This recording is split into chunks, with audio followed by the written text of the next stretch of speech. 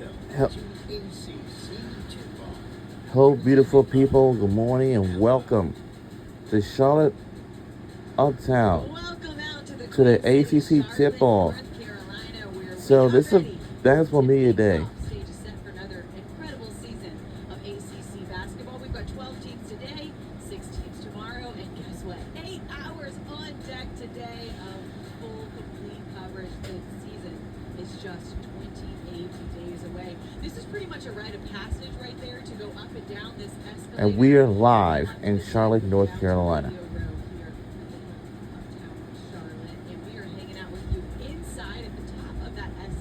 And welcome. All day long and half of tomorrow. As we say hello for the very first time, so excited to be here, just 28 days away from this season, alongside former Cardinals standout Angela Taylor and former Clemson standout Kelly Graham and Kelsey Riggs Cup. It's great to be with you, and first of all, it's great to see our girl back here, fresh off of just having her second baby, and she's making time for us today. Oh, thank you, Angela. Thanks, Kelsey. I'm so glad to be back. When the bosses were saying, "Do you want to come?" I'm like, "Yes." Can I come, please? I'm gonna get out of my house for a second. Yes, get away from that newborn life for a quick second. But also, Kels, this season, I'm so excited for this year. Look, even Taylor's dreaming having a basketball Come on, driveway, Kelsey. come on.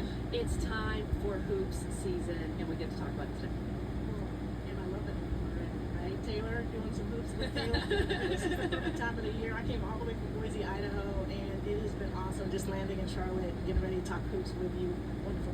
You can feel the excitement already, and you're not just going to see us here on this set. You'll see Debbie Antonelli joining us throughout the day here as well, and we have got full and complete coverage coming your way. We've got Ari Chambers standing by. She is going to be popping in and out of some of the rooms, have plenty of players with her. You're also seeing inside the photo room right now where NC State is getting their picture taken. Oh, this is serious right now.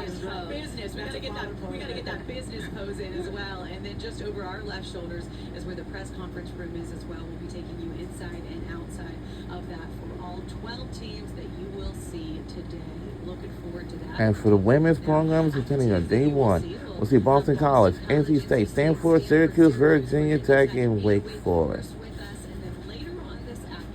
And later on, we'll have Duke, Florida State, Georgia Tech, North Carolina, SMU, and Virginia. This is day one. Great storylines surrounding all of these teams, but let's go big picture first because it's been a busy off season as we are getting ready to tip things off in less than a month. A lot of returning stars. How about Hannah Hidalgo? My favorite number one player, Hannah Hidalgo, yep. Should be on the set tomorrow. First team all ACC players. And then we've got some new coaches as well at SMU and Georgia Tech. Adia Barnes led her alma mater, Arizona, to a Final Four. And then you've got Karen Blair, spent the last 7 at Maryland. And then we've got some international action to set things off as well. You see some games in Paris, some games in Germany. Hopefully we will not be here. Hopefully we'll be, no, I'm just kidding. I don't think we're going international, but that would be great to do. And it's always great to see those big matchups right out the gate, Angela, with some of these teams, whether they're here internationally. Those are some of the big picture storylines. What do you have your own? Well, it's Hannah Hidalgo, right? Early on last season, she was in the running for Player of the Year. One of those point guards, when you get to postseason play, it's all about guard play, and Hannah is one of the best players that we have in this country. The ACC Player of the Year and Defensive Player of the Year, the first player since Monica Wright and Lindsey Harding to have that honor. She brings so much to this Notre Dame squad, and you know that once she gets the ball in her hands, there's so many things she can do. She increased her three-point percentage by 6 percentage points last year, and then when she's out in the open floor,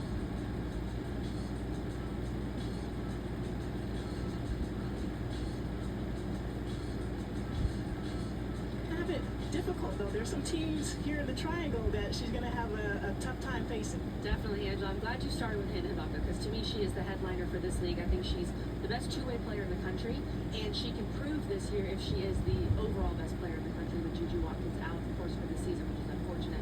You look at Sarah Strong, you look at some other great players that we have in women's hoops, but Hannah Hidalgo is at the top. She is one of the best.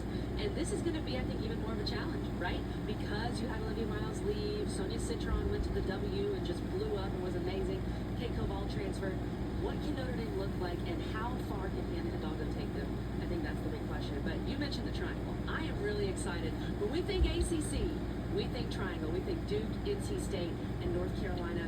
To me, those are the three best teams in the league going into the season. More specifically, I think Duke and NC State are probably going to be getting the most votes as to who's the favorite in this league, the preseason favorite. Duke returns a ton. NC State with Zoe Brooks and Zam Jones, that duo with the guard play is going to be fantastic. I'm excited to see these triangle teams get going. Yeah, Kelly, I called the first and second round at Reynolds last year.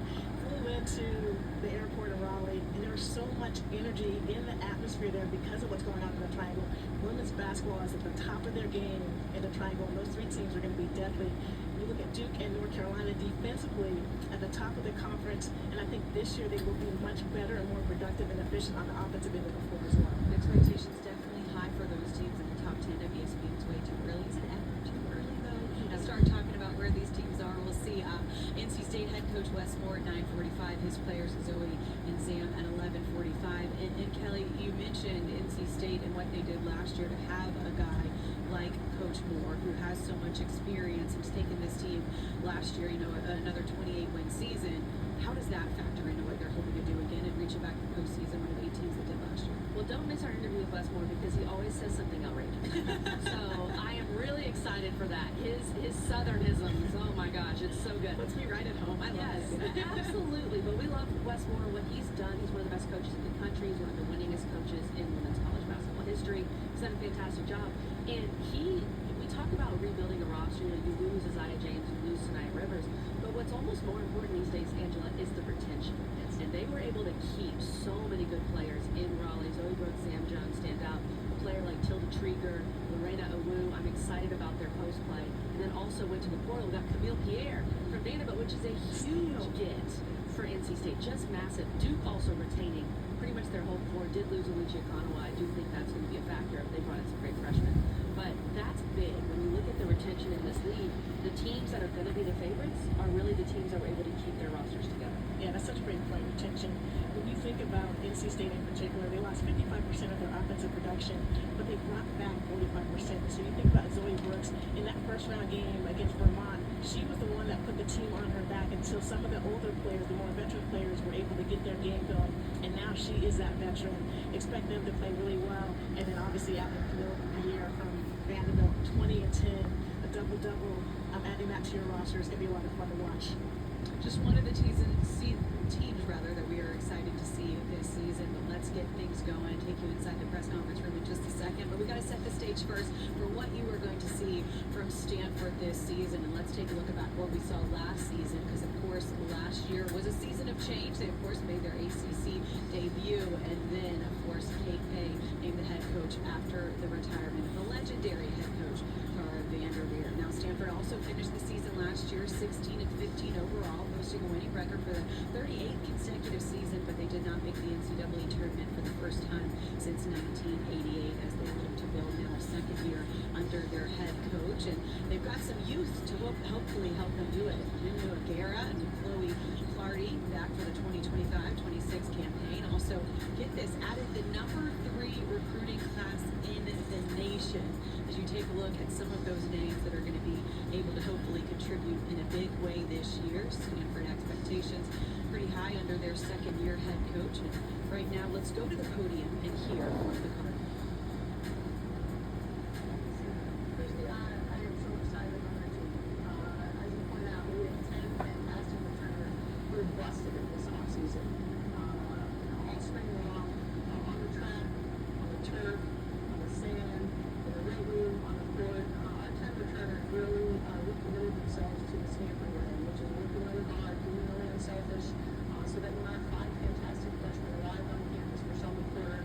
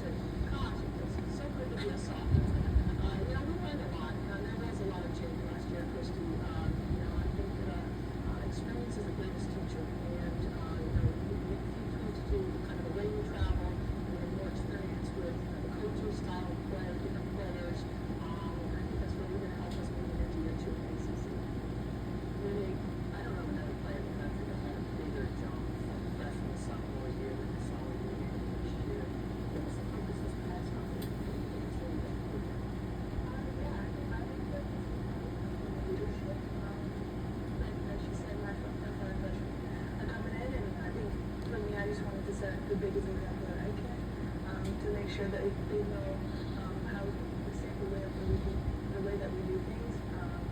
So yeah, explanation is Corey, from the first 15 games to the last 16 games, you doubled your production. Was it a light bulb moment? I mean, what happened there, and how do you build on that going into the season?